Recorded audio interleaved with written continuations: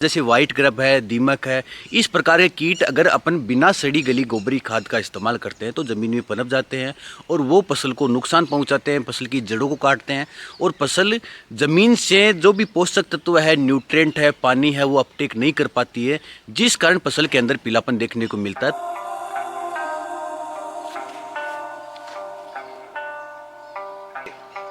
साथियों ये देख सकते हैं,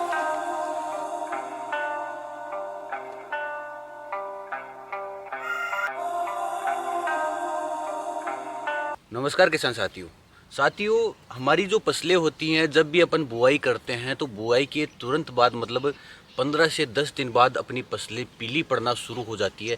जैसे मेरे पास आप देख सकते हैं, ये बाजरे का पौधा है, बाजरे की फसल का पौधा है, तो ये पीला पड़ना शुरू हो चुका है। तो किसान भाई भी काफ़ी परेशान रहते हैं कि अपन ने फसल की बुआई करी, फिर उसके बाद 15 से 10 दिन हुए फसल पीली पड़ गई। तो उसके उपचार के लिए किसान साथी काफ़ी प्रयास करते हैं, कोई उसमें दवाई डालते हैं, यूरिया डालते हैं, डीएपी डालते हैं और भी काफ़ी प्रयास उसके अंदर करते हैं।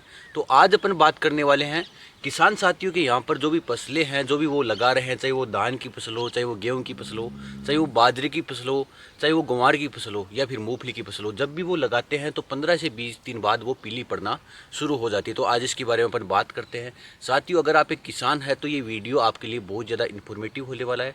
आप इस वीडियो को पूरा देखिए और साथ ही जो किसान है उनके साथ इसको शेयर कीजिए। तो साथियों शुरू करते हैं फसलों के अंदर होने वाले पीलापन के बारे में। तो साथियों फसलों के अंदर जो मोस्टली पीलापन है वो पोषक तत्वों की कमी से आता है। पोषक तत्वों के अंदर मोस्टली आता है नाइट्रोजन की कमी, जिंक की कमी, सल्फर की कमी और लोह तत्व की कमी। इसको पहचानने के लिए आप ध्यान देख सकते हैं कि जो पौधा होता है, अगर उसकी शुरुआती जो नई पत्तियां होती है, अगर उनके अंदर पीलापन दिख रहा है तो आप मान सकते हैं उसके अंदर जिंक, सल्फर या लोह तत्व की कमी है। और अगर पौधे के अंदर पुरानी पत्तियां होती है, अगर उसके अंदर पीलापन है तो आप मान सकते हैं उसके अंदर नाइट्रोजन की कमी है। तो साथियों अगर पुरानी पत्तियां पीली हो रही है तो आप उसके अंदर नाइट्रोजन पोषक तत्व का इस्तेमाल कीजिए। नाइट्रोजन के लिए आप अपने यहाँ पर यूरिया का इस्तेमाल कर सकते हैं, एनपीके 19-19-19 का इस्तेमाल कर सकते हैं, एनपीके 12-61 का इस्तेमाल कर सकते हैं। मतलब ऐसे पोषक तत्व है जिसके अंदर नाइट्रोजन की उपलब्धता हो, वो पोषक तत्व आप अपने यहाँ पर इस्तेमाल करके उनका जो पीलापन है वो दूर कर सकते हैं। इसके साथ ही साथियों अगर नई पत्तियों के अंदर जो नई पत्तियाँ होती है, अगर उसके अंदर पीलापन है तो आपको पता होना चाहिए उसके अंदर जिंक, सल्फर या फिर लोह तत्व की कमी है। उसकी पूर्ति के लिए आप मोस्टली अपने यहाँ पर जिंक जो पोषक तत्व आता है 21% के अंदर आता है, चिलीटेट भी आता है, उसका इस्तेमाल कर सकते हैं। अगर सल्फर और जिंक आप साथ देना चाहते हैं तो अपने यहाँ पर जिंक 33% का इस्तेमाल कर सकते हैं। उसके अंदर सल्फर भी होता है और जिंक की उपलब्धता भी होती है, तो उसका इस्तेमाल करके अपने यहाँ पर जो भी जिंक की कमी है तो उसका इस्तेमाल कर सकते हैं। और लोह तत्व की पूर्ति के लिए अपने यहाँ पर फेरस सल्फेट का इस्तेमाल कर सकते हैं, स्प्रे कर सकते हैं। अगर पौधा छोटा है तो पत्तियों से पोषक तत्व नहीं ले पाएगा, तो उस परिस्थिति के अंदर आप अपने यहाँ पर किसी भी खाद या अकेला जो फेरस सल्फेट आता है उसको अपने यहाँ पर फसल के अंदर डालकर अपने यहाँ पर फसल का पीलापन आप दूर कर सकते हैं। साथियों पोषक तत्वों के बाद बात आती है ज़्यादा सिंचाई की, ज़्यादा पानी की। फसलों के अंदर पीलापन होता है या फिर पत्ते मुरझाते हैं तो अपन मोस्टली यही सोचते हैं इसके अंदर पानी की कमी है, तो अपने को पानी उसके अंदर देना चाहिए, सिंचाई अपने को करनी चाहिए। परंतु ऐसा नहीं होता है। हर बार पत्ते मुरझा रहे हैं या पीले पड़ रहे हैं तो इसका मतलब ये नहीं होता कि उसके अंदर सिंचाई की कमी है। तो अपन ज़्यादा पानी अपनी फसलों के अंदर देते हैं तो भी फसलों के अंदर पीलापन देखने को मिलता है, क्योंकि फसलों के अंदर जो जड़ें होती है उसके अंदर गलन पैदा हो जाती है और गलन पैदा होने की वजह से नई जड़ों का निर्माण हो नहीं पाता है।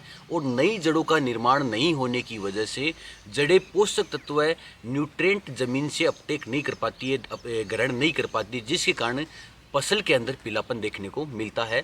अगर बारिश ज़्यादा हो रही है तो उस परिस्थिति पे तो अपन कुछ कर नहीं सकते, परंतु आप उसमें ध्यान रखिए अगर बारिश ज़्यादा हो रही है तो पानी का निकास अच्छे से हो, इसके बारे में आप अपने यहाँ पर सोच सकते हैं।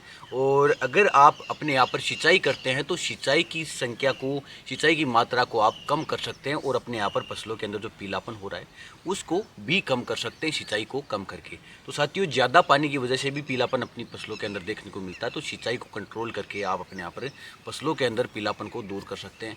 एक मोस्टली ये भी रहता है अपने धान की फसल है उसके अंदर किसान साथी पानी को भरा रखते हैं। वो सोचते हैं कि ज़्यादा पानी देंगे तो ज़्यादा ग्रोथ करेगा, ज़्यादा अपने न्यूट्रिएंट अपटेक कर पाएगा, परंतु ऐसा नहीं। ज़्यादा सिंचाई अगर करेंगे अपनी फसलों के अंदर तो फसलों के अंदर पीलापन बढ़ेगा, फसलों की जो ग्रोथ है वो रुक जाएगी। इसके साथ और भी जो नुकसान है फसलों के अंदर देखने को आपको मिलेंगे। तो अपने यहाँ पर सिंचाई को कंट्रोल रखें और कम से कम पानी में फसलों को लेने का प्रयत्न करें। साथियों, सिंचाई के बाद बात आती है अपने यहाँ पर फसलों के अंदर फसल अवशेष का सड़ नहीं पाना। फसल अवशेष जो पुरानी फसलें अपन ने लगाई थी, जैसे अपन ने आप भी बाजरा लगा रखा है या ग्वार लगा रखा है, उससे पहले अपन ने यहाँ पर सरसों लगा रखी थी और सरसों के जो फसल अवशेष थे वो अपन ने हैरो पलाऊ या रोटोवेटर के माध्यम से अपन ने ज़मीन के अंदर दबा दिए थे और वो सड़ नहीं पाए।